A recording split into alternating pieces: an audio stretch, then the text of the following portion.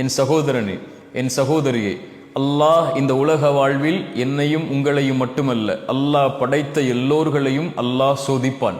வலனபுலுவன்னக்கும், படைப்புகளை படைக்கும் போதே அவன் சொன்ன செய்தி அது. நிச்சயமாக நான் சோதிப்பேன்.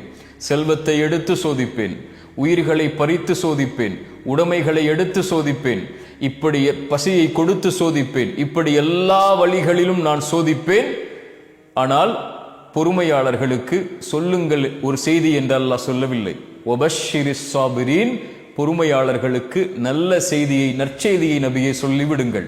என்ன நற்செய்தி? அல்லதீன இதா அஸாபத்துஹும் முஸீபா, அவர்களுக்கு ஏதாவது சோதனை ஏற்பட்டால் அவர்கள் என்ன தெரியுமா சொல்லுவார்கள்? இன்னா லில்லாஹ், நாங்கள் அல்லாஹ்வை சார்ந்தவர்கள். வ இன்னா இலைஹி ராஜிஊன், அவனிடத்தில் தான் நாங்கள் செல்ல இருக்கிறோம். எங்களை படைத்தவன் அவன், எங்களை மரணிக்க செய்பவனும் அவன்தான். அவனுடைய நாட்டத்தை மீறி எங்களுடைய வாழ்வில் எதுவும் நடக்காது.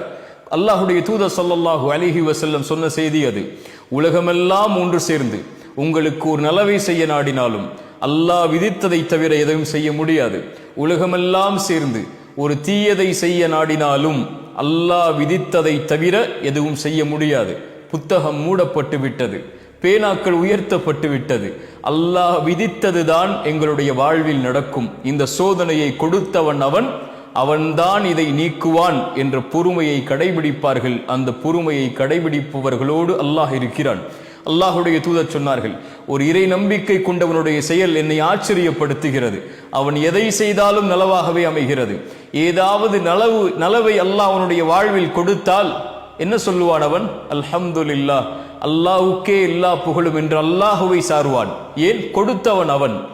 ஏதாவது சோதனையை அல்லாஹ் கொடுத்தால், சிரமத்தை கொடுத்தால், கொடுத்ததை அல்லாஹ் எடுத்து விட்டால், ஒரு உறவை கொடுத்து அல்லாஹ் எடுத்தால், ஒரு செல்வத்தை கொடுத்து அல்லாஹ் எடுத்தால், ஒரு சுகத்தை கொடுத்து அல்லாஹ் எடுத்தால், ஒரு வாழ்வை கொடுத்து அல்லாஹ் எடுத்தால், ஒரு கண்ணியத்தை கொடுத்து அல்லாஹ் எடுத்தால், அவன் பொறுமையோடு இருப்பான்.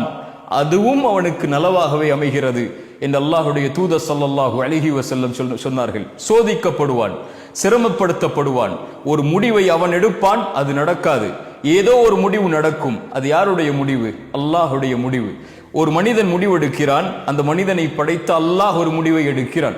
எது சிறந்தது என் சகோதரனே? எது சிறந்தது என் சகோதரியே?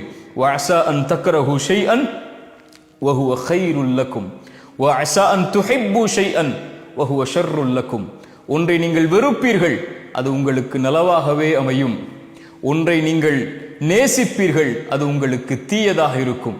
உங்களுடைய முடிவு எது சிறந்தது என்று உங்களுக்கு தெரியாது. ஆனால் வல்லாஹு யஅலம் வ அன்தும் லா தஅலமூன், அல்லாஹ் தான் அறிந்தவன், நீங்கள் அறிய மாட்டீர்கள்.